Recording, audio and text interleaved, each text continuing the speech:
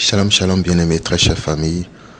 Nous bénissons le Seigneur Jésus-Christ pour sa fidélité et pour la grâce qu'il nous a donnée encore aujourd'hui de prendre part à son pain de vie, sa parole qu'il nous donne au cours de ce moment d'enseignement. La parole de Dieu dit dans Acte 3, le verset 26, parlant au peuple d'Israël, ceci: c'est à vous premièrement que Dieu, ayant suscité son serviteur, l'a envoyé pour vous bénir en détournant chacun de vous de ses iniquités. Amen. Et ce serviteur dont il est question ici, c'est Jésus-Christ, qui est aussi appelé la parole de Dieu. Dans Psaume 107, au verset 20, il est écrit: il envoya sa parole, il les guérit, il les fit échapper de la fosse. Amen.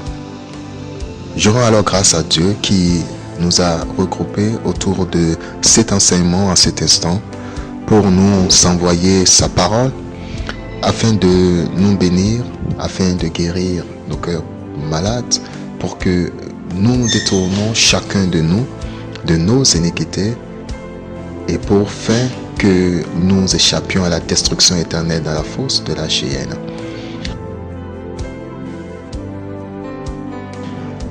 Ainsi, Seigneur Père, je te prie, au nom puissant de Jésus-Christ de Nazareth, illumine tout un chacun de nous par cet enseignement. Attire-nous et conduis nos pas vers toi pour la vie éternelle. Et selon que tu l'as dit dans ta parole, or la vie éternelle, c'est qu'ils te connaissent, toi, le seul vrai Dieu, et celui que tu as envoyé, Jésus-Christ. Notre Père Dieu Tout-Puissant, glorifie par cet enseignement ton Fils Jésus-Christ dans nos vies, notre esprit, notre âme, notre corps, et même dans tout ce que nous possédons sous le soleil, dont toi seul en es le Créateur, ô Père. Béni soit ton nom. Merci Seigneur pour ta présence par le Saint-Esprit en nous et au milieu de nous ce soir. Je te rends grâce Père pour ce moment, au nom puissant de Jésus-Christ. Amen.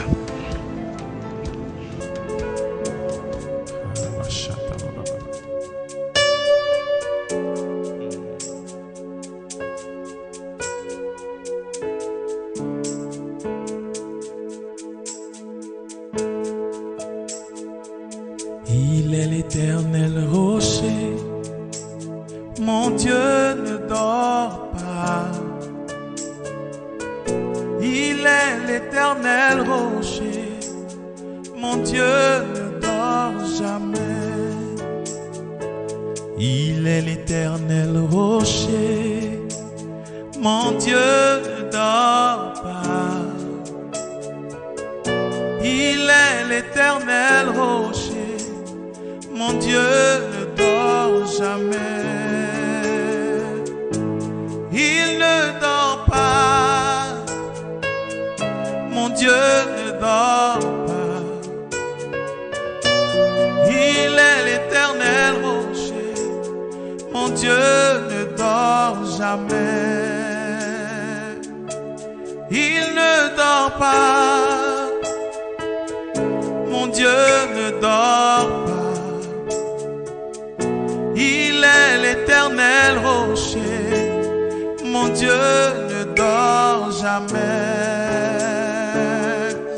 Il ne dort pas, mon Dieu ne dort pas, non, non. Il est l'éternel rocher, mon Dieu ne dort jamais. Il est l'éternel rocher, mon Dieu ne dort pas. Il est l'éternel rocher, mon Dieu ne dort jamais. Il est l'éternel rocher, mon Dieu ne dort pas, non, non, non. Il est l'éternel rocher, mon Dieu ne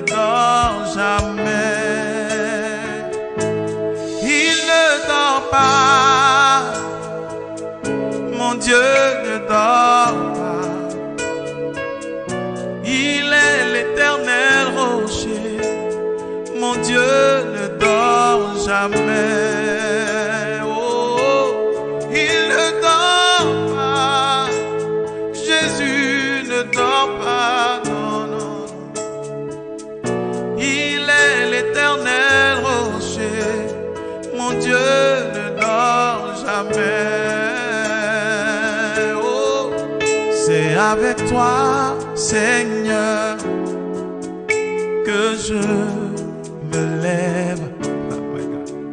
Ton amour comble mon cœur souffrant. C'est avec toi, Seigneur, que je me lève.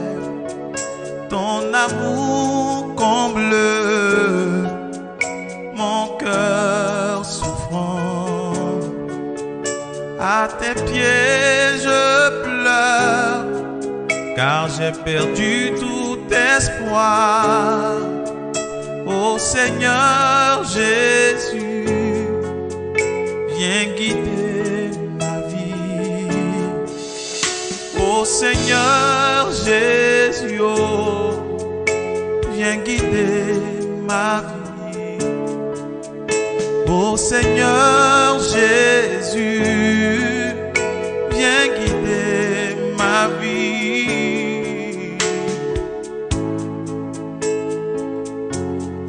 Viens guider ma vie. Oh ouais. C'est avec toi, Seigneur, que je me lève.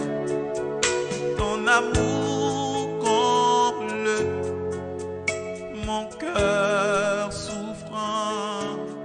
C'est avec toi, Seigneur. Bien-aimés, aujourd'hui nous recevons la troisième et dernière partie de notre thème, le vrai jeûne selon Dieu. Et notre passage de base est dans Marc 2, le verset 18 à 22. Les disciples de Jean et les pharisiens jeûnaient.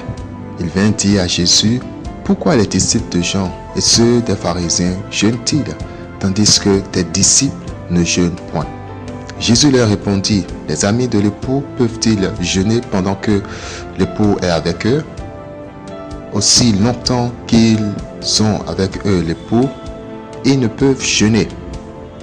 Les jours viendront où l'époux leur sera enlevé, et alors ils jeûneront en ce jour-là. Personne ne coud une pièce de drap neuf à un seul habit.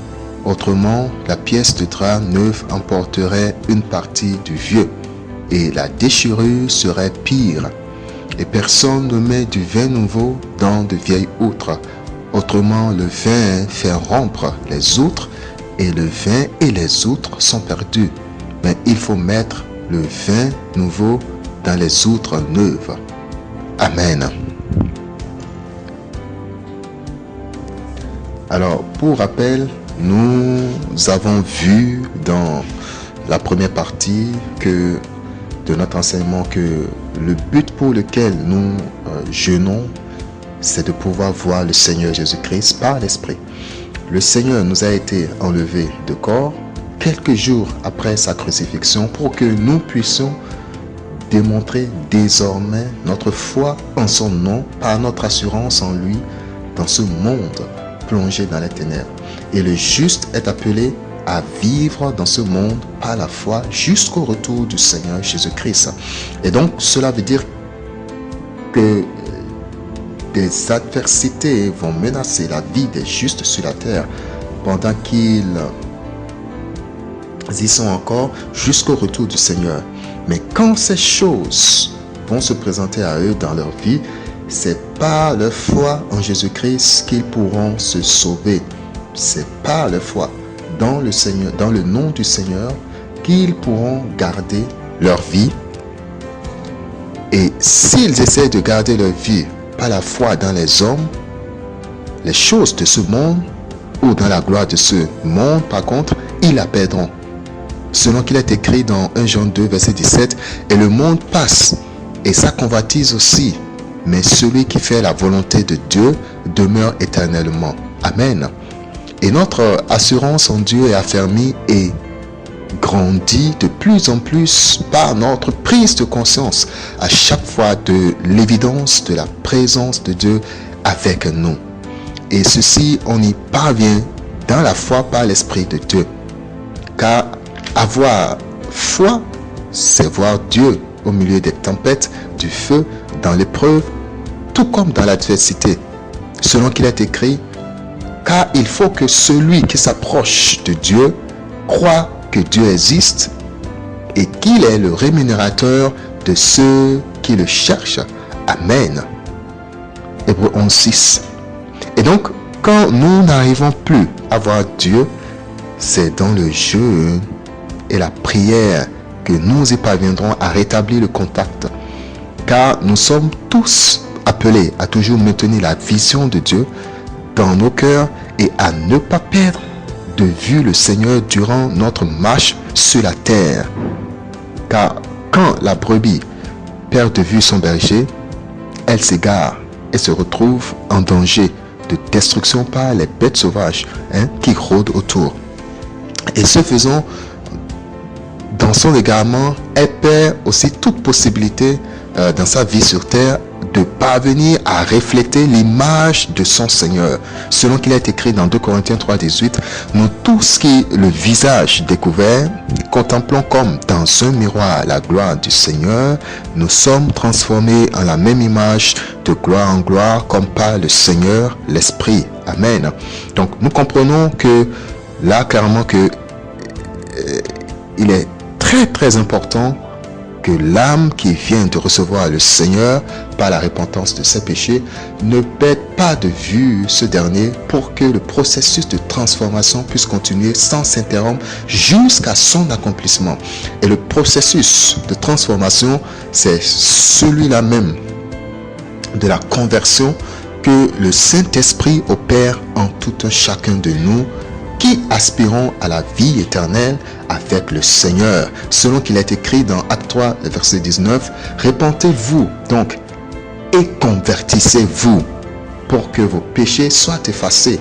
Repentez-vous donc et convertissez-vous pour que vos péchés soient effacés. » Amen. Le Seigneur dit à Pierre, l'apôtre, dans Luc 22, les versets 31 et 32, « Simon, Simon, Satan vous a réclamé pour vous cribler comme le froment.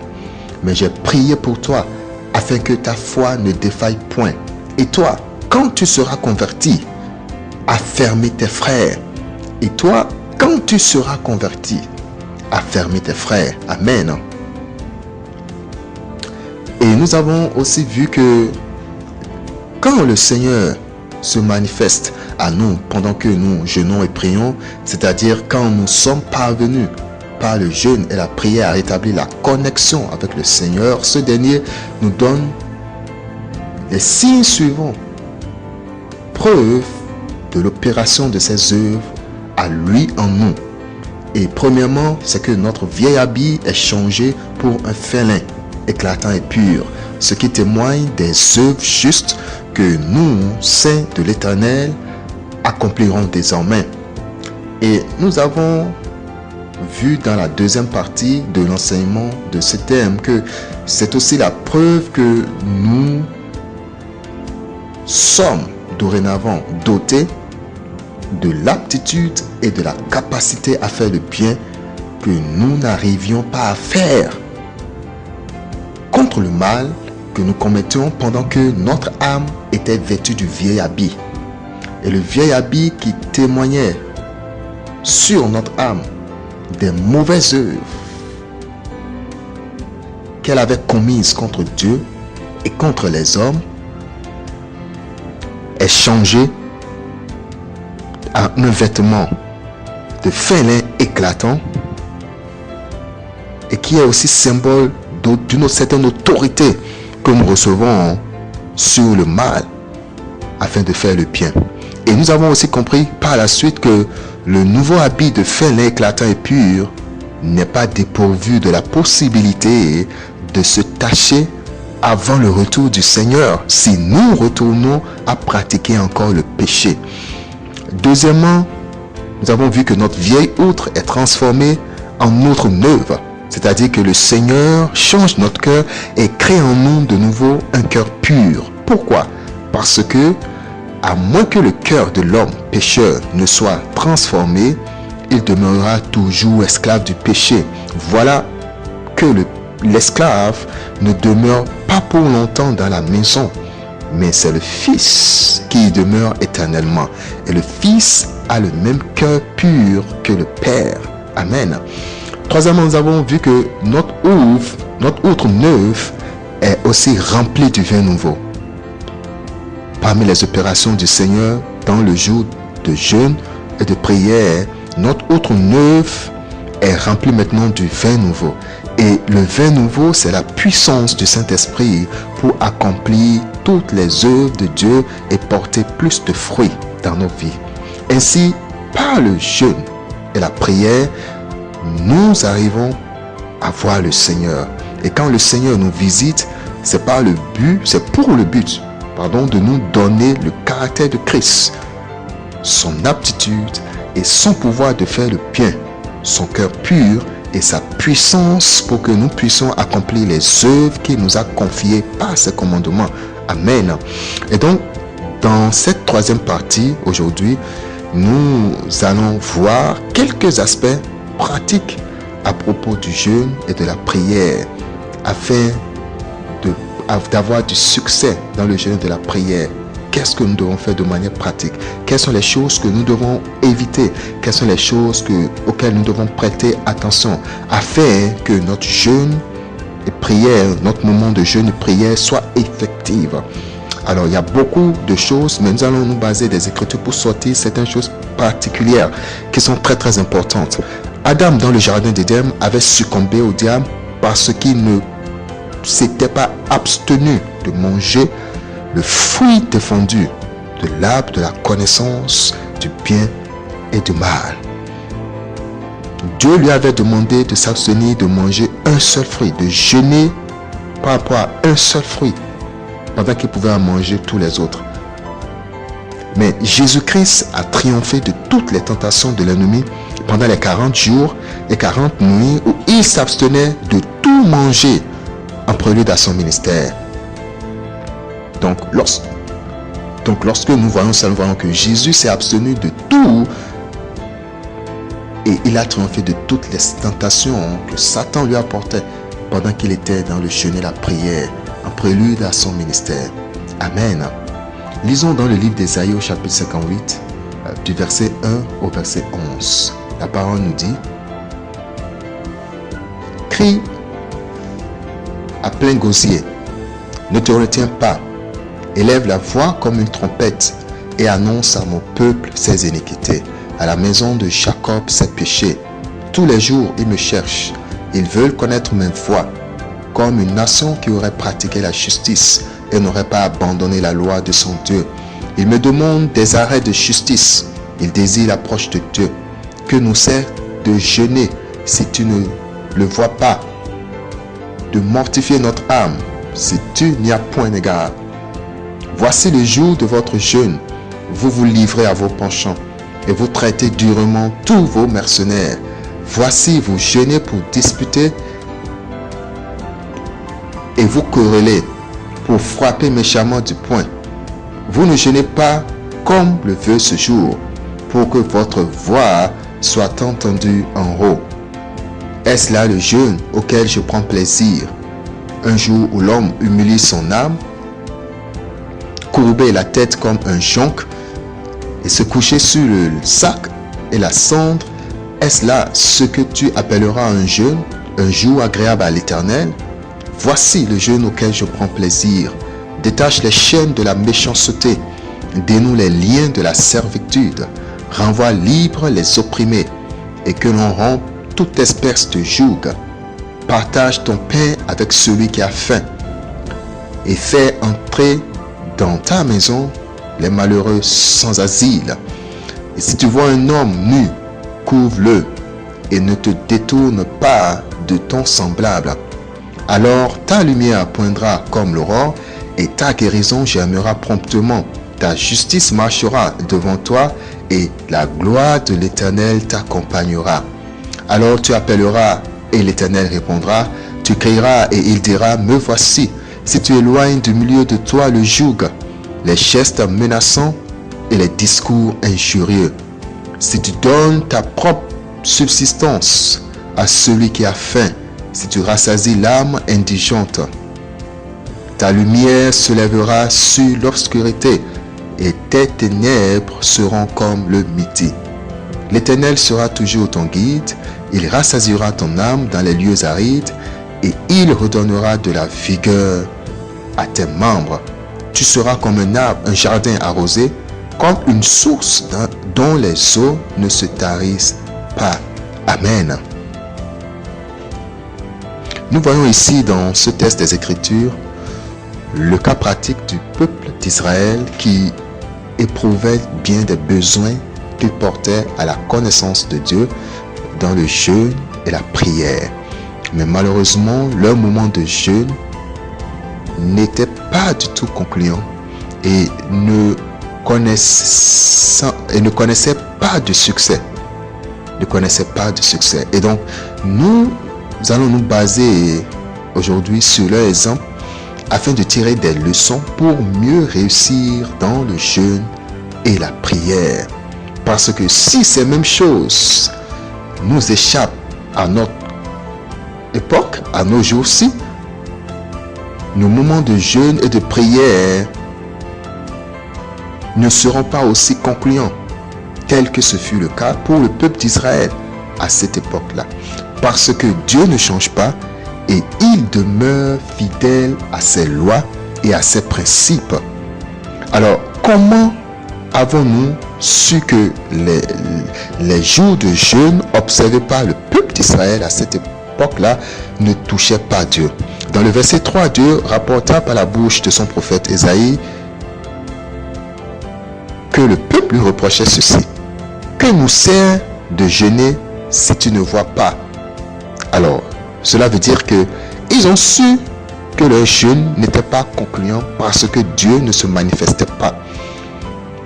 Ils ne recevaient pas la réponse à leur requête et cela leur était témoigné par le fait que les situations dans lesquelles ils étaient ne changeaient pas. Ils ont su que Dieu leur résistait et se refusait de se montrer à eux. Bien-aimé, lorsque tu jeûnes et que tu observes un changement de situation en faveur de ta requête, c'est l'évidence pour toi que le Seigneur t'a visité. Amen. Dieu dit dans le verset 2, « Tous les jours, ils me cherchent, ils veulent connaître mes voies, comme une nation qui aurait pratiqué la justice et n'aurait pas abandonné la loi de son Dieu. Ils me demandent des arrêts de justice, ils désirent l'approche de Dieu. » Amen. Le peuple désirait voir Dieu.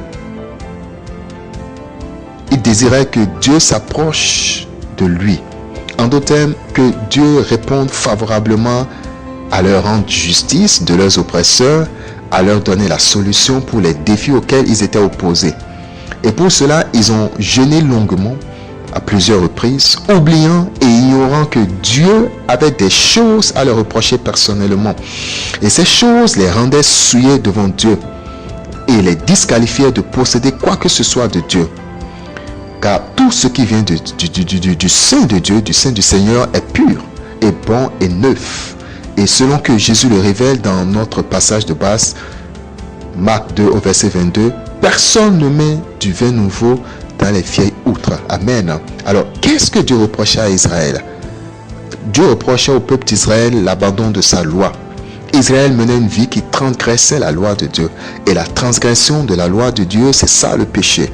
Voilà pourquoi le Seigneur ordonna à Ésaïe, son prophète, au premier verset du chapitre 58, « Crie à plein gosier, ne te retiens pas, élève ta voix comme une tempête, et annonce à mon peuple ses iniquités, à la maison de Jacob ses péchés. » Amen. Pendant qu'Israël transgressait la loi de Dieu dans leur vie de chaque jour, ils se présentaient devant Dieu au même moment comme des hommes ayant pratiqué la justice, désirant connaître ses voies, parce qu'ayant marché tout ce temps dans leur propre voie impie, ils étaient devenus maintenant confus et perdus, et demandant des arrêts de justice parce que désormais ils étaient en captivité aux oppresseurs. Dans Matthieu 7, le verset 6, Jésus dit, « Ne donnez pas les choses saintes aux chiens, et ne jetez pas vos perles devant les pourceaux, de peur qu'ils ne les foulent aux pieds, ne se retournent et et ne vous déchire. Amen. Alors le peuple d'Israël, après avoir été sanctifié et purifié par la suite de leur sortie d'Égypte, était retourné à sa vie pécheresse dont il avait été sanctifié, tel un chien qui retourne à ses vomissures, tel un porc qui retourne à sa souillure après avoir été lavé. Et le peuple d'Israël désirait, tout en demeurant dans cet état de souillure, et parce qu'il en avait aussi besoin de connaître les voies de Dieu et de jouir des arrêts de justice de Dieu, il désirait la connaissance des voies de Dieu, mais aussi de jouir des arrêts de justice de Dieu en leur faveur. Alors que la connaissance des voies de Dieu et les arrêts de justice que Dieu octroie sont des choses saintes et comme des perles précieuses à Dieu. Et tout en demeurant comme des chiens ou des porcs dans nos comportements à l'égard de la justice de Dieu, nous ne saurions en jouir en aucune manière. Et de même manière, nous devons comprendre que tant que nous maintenons dans une vie de péché volontairement, nous ne parviendrons pas à voir le Seigneur. Tant que nous refuserons de reconnaître nos péchés, nous jeûnons en vain.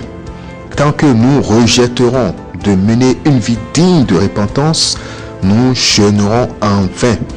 Dans Jean 9, le verset 41, Jésus reprocha ceci aux pharisiens: si vous étiez aveugles, vous n'auriez pas de péché. Mais maintenant vous dites, nous voyons. C'est pour cela que votre péché subsiste. Amen. En d'autres termes, si les pharisiens reconnaissaient qu'ils étaient aveugles, Jésus les guérirait pour leur donner le recouvrement de vue. Et s'ils reconnaissaient leur péché, ils rechercheraient le Seigneur d'abord pour le pardon de leurs péchés auprès de Jésus. Et étant pardonnés et purifiés, ils seraient maintenant désormais disposés à recevoir les choses saintes et précieuses de Dieu, que Dieu avait réservées pour eux. C'est pour cela que pour avoir une vie de jeûne et de prière efficace, nous devons faire tout effort pour arrêter de vivre dans l'impureté.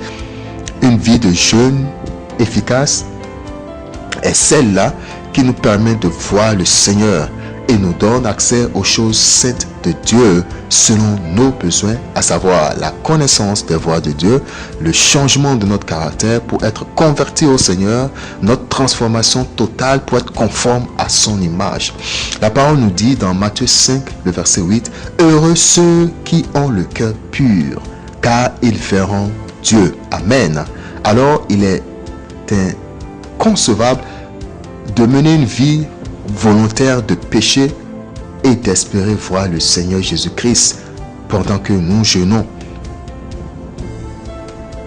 C'est ça la vie que le peuple d'Israël vivait et qui entravait et rendait nul et sans effet leur moment de jeûne et de prière. Et c'est le témoignage qu'ils ne jeûnaient pas par la foi, car la foi est en réalité une vie, et tout d'abord une vie de sainteté pour tout enfant de Dieu. Amen.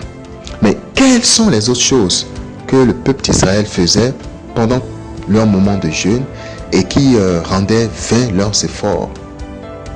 Si nous relisons les versets 3 à 5 du livre d'Ésaïe au chapitre 58, il est écrit: « Que nous sert de jeûner si tu ne le vois pas, de mortifier notre âme si tu n'y as point égard. Voici le jour de votre jeûne, vous vous livrez à vos penchants et vous traitez durement tous vos mercenaires. Voici vous jeûnez pour disputer et vous querellez, pour frapper méchamment du poing.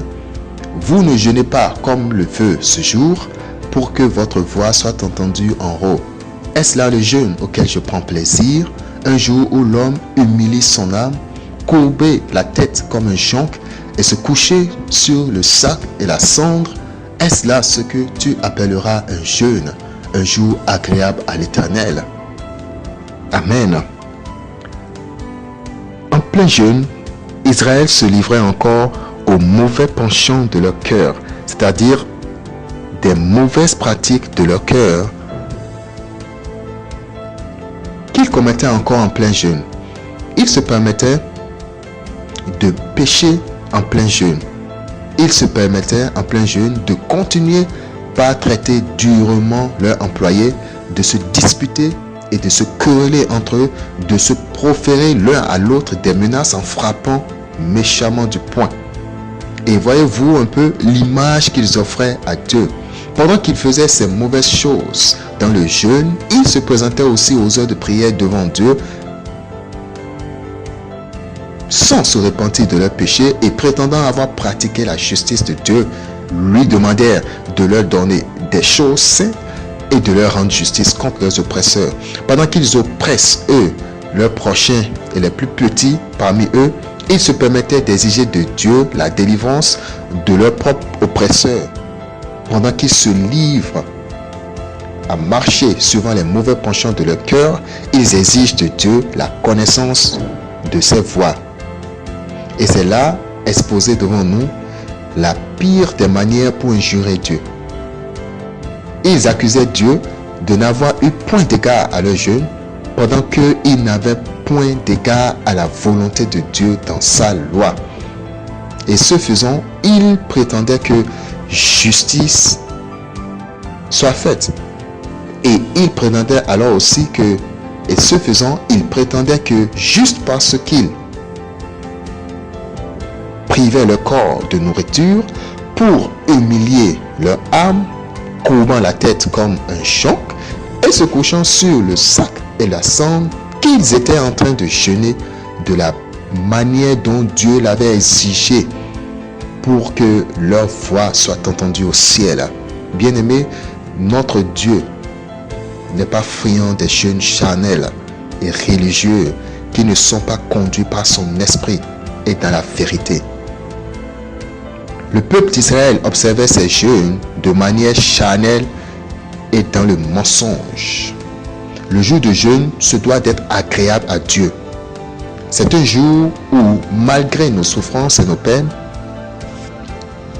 nous cherchons à faire plaisir à Dieu seul. C'est un jour où, au-delà de nous-mêmes, nous recherchons que Dieu y prenne préférentiellement plaisir. Et donc, le jour de jeûne, nous devons veiller à faire toutes choses selon ce que Dieu veut. Dans ce cas précis, c'était les péchés que le peuple d'Israël commettait encore dans le jeûne. Et cela nous montre que le jour de jeûne doit être gardé dans la sanctification totale. Et au fait, l'objectif premier du jeûne, c'est pour en sortir sanctifié, purifié et capable désormais de faire toute bonne œuvre selon le commandement de Dieu. Donc, nous boycottons bien souvent nos jours de jeûne par le péché que nous y commettons.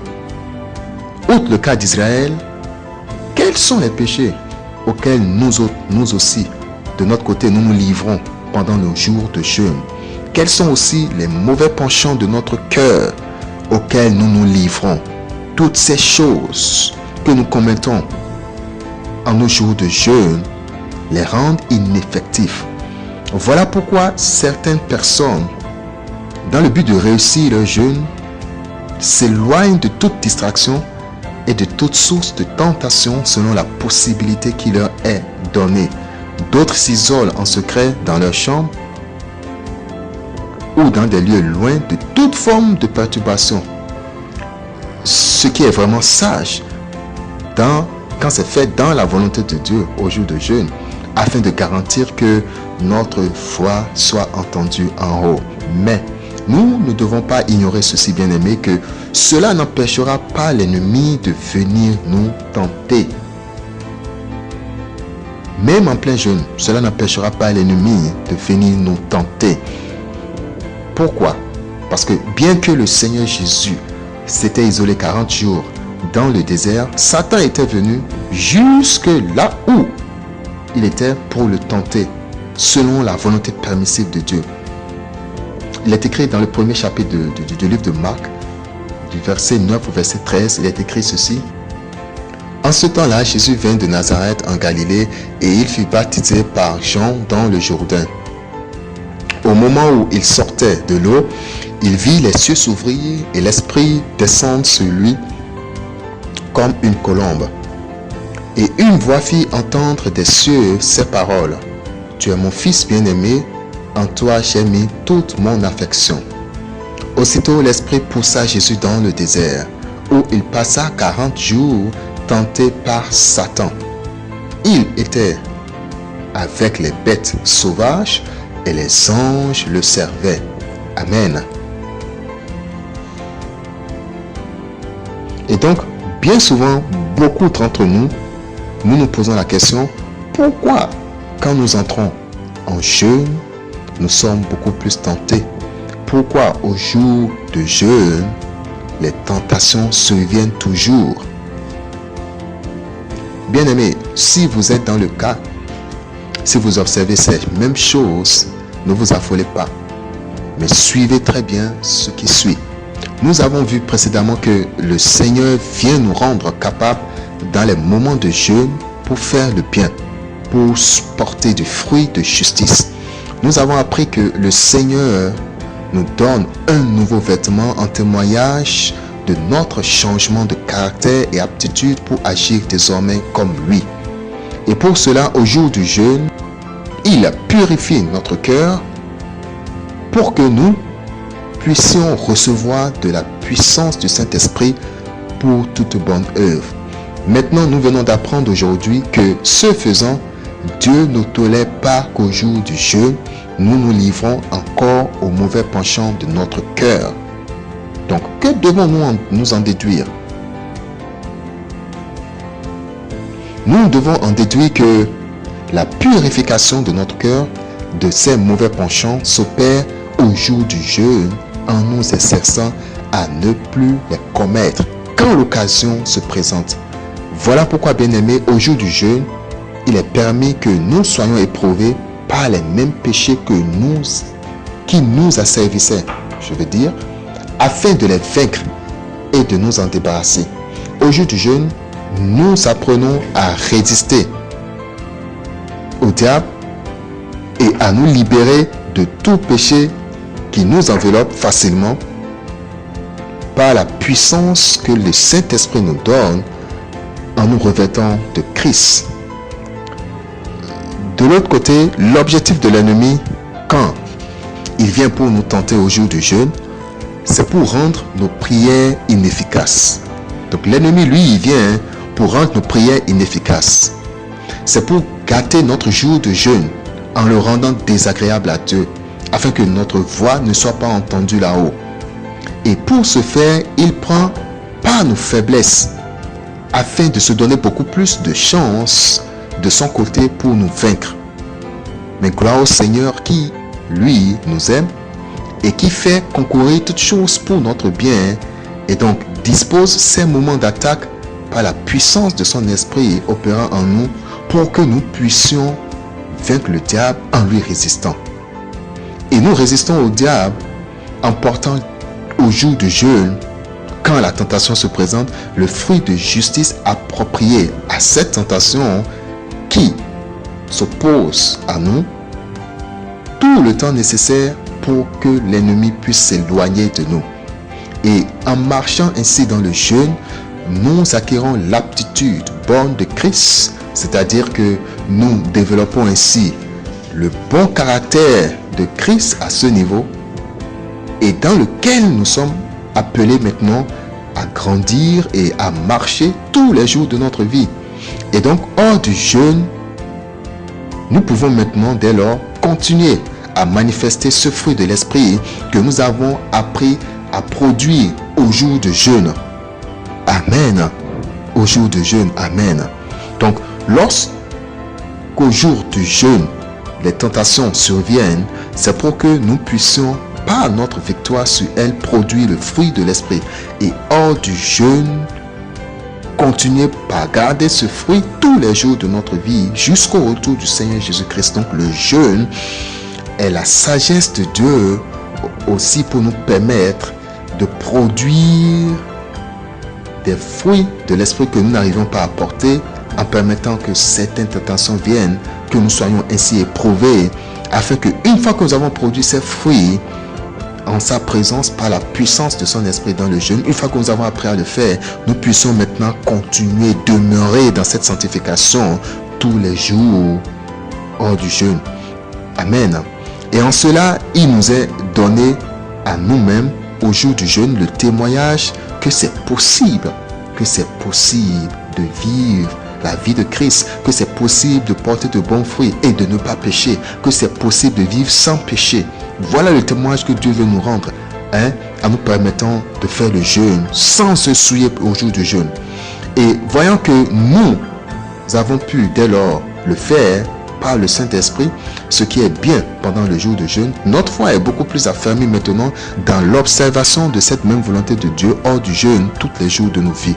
Et donc, bien-aimés, pendant que vous jeûnez pour voir le Seigneur et recevoir de lui certaines choses saintes, lorsque les tentations surviennent, ces épreuves sont pour vous aider à corriger votre caractère et pour vous donner à votre âme l'aptitude qu'il faut pour mieux jouir des choses saintes que vous recevrez au jour de votre jeûne.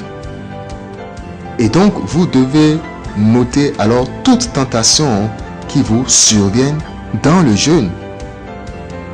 Parce que c'est aussi le témoignage pour vous des choses que vous devez régler dans votre vie. C'est le témoignage pour vous des choses qui sont encore dans votre vie maintenant que vous devez régler et triompher sur l'ennemi et désormais marcher dans la victoire quand les occasions de tentation viennent ultérieurement.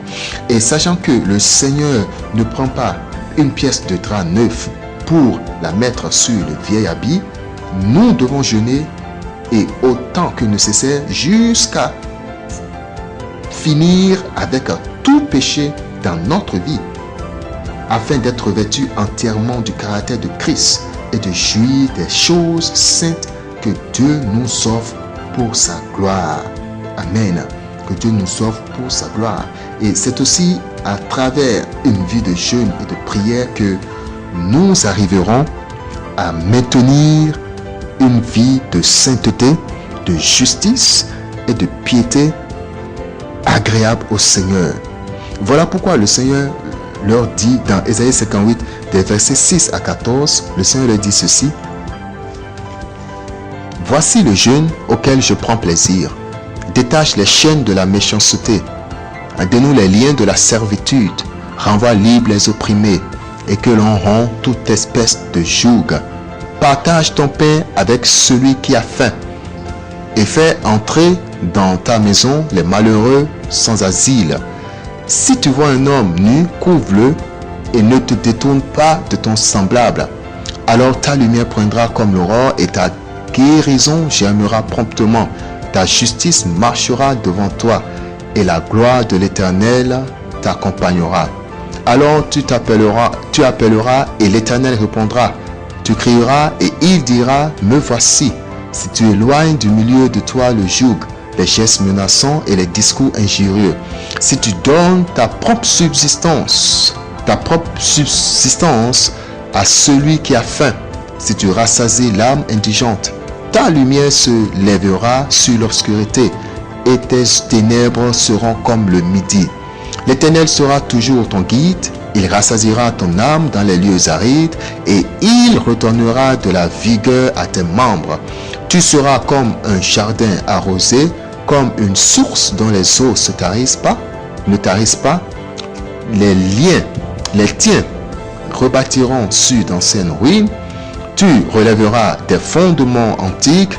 On t'appellera réparateur des brèches, celui qui restaure les chemins qui rend le pays habitable.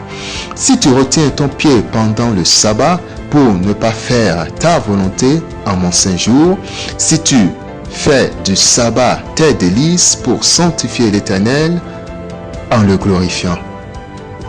Et si tu l'honores en ne suivant point tes voies, en ne te livrant pas à tes penchants et à de vains discours, alors tu mettras ton plaisir en l'Éternel, et je te ferai monter sur les hauteurs du pays. Je te ferai jouir de l'héritage de Jacob ton père, car la bouche de l'Éternel a parlé. Amen. C'est pour leur montrer que dans le jeûne, ils devraient plutôt veiller à faire ces choses qu'il leur demandait de faire et dont ils s'en étaient détournés. Amen. Donc, toutes ces choses que le Seigneur a citées, c'est des choses que le peuple ne faisait plus. C'est des comportements impies que le peuple avait et qu'il ramenait encore dans le jeûne et qu'il pratiquait dans le jeûne. Et le Seigneur leur révélait que dans le jeûne, vous êtes censés maintenant, par le jeûne, à triompher de ces choses, à produire de bons fruits, afin que maintenant votre foi me parvienne, afin que moi je me révèle à vous et que je vous fasse jouir des choses saintes et précieuses que j'ai pour vous, pour que votre joie et votre vie soient parfaites et abondantes. Amen.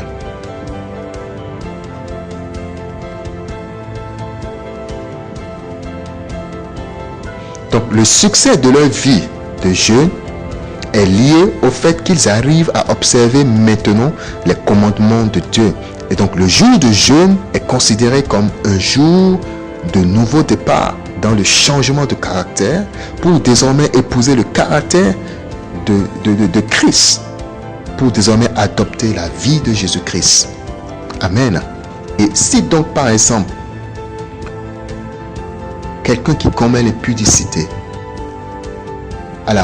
qui est à la fois voleur et menteur, rentre en jeûne par sa foi pour voir le Seigneur, il sera éprouvé avec beaucoup plus de chance par des situations où il sera tenté au jour de jeûne par l'esprit d'impudicité, il sera tenté par l'esprit de vol et par l'esprit de mensonge. Et Satan le tentera sur ces points visant à faire échouer son jeûne. Mais maintenant, lui, pour pouvoir réussir son jeûne, il doit apprendre par sa foi face à la tentation de vol à ne point voler par la puissance que l'Esprit lui donne, face à l'impudicité à puiser de la force du Saint-Esprit pour fuir ce péché, et face au mensonge à vaincre l'ennemi par le Saint-Esprit en disant maintenant la vérité. Et une fois qu'il y arrive et acquiert ces nouvelles attitudes, ces nouveaux fruits dans le jeûne, il y demeure même hors du jeûne pour tous les jours de sa vie. Parce que désormais, il sait qu'il peut arriver à ne pas mentir, il sait qu'il peut fuir l'impudicité et il sait aussi qu'il peut se retenir du vol. Amen. Car dans le jeûne et la prière, nous sommes pourvus du vin nouveau, c'est-à-dire de la puissance du Saint-Esprit qu'il nous faut pour porter de bons fruits devant le Seigneur. Amen. Donc, bien-aimés, que le Seigneur nous donne à tous la grâce de marcher dans cette lumière que nous avons reçue aujourd'hui, afin de pratiquer sa parole tous les jours de notre vie. Que notre vie de jeûne et de prière désormais soit effective en Jésus-Christ et pour des raisons qui nous feront rentrer au ciel et non pour des raisons qui nous feront à nous attacher encore aux choses de la terre. Je prie que nous soyons transformés à la même image que notre Seigneur Jésus-Christ pour la vie éternelle. Au nom puissant de Jésus-Christ. Amen. Donc demeurez richement bénis et que le Seigneur nous donne la grâce de pratiquer toute sa parole pour la seule gloire de son nom. Amen.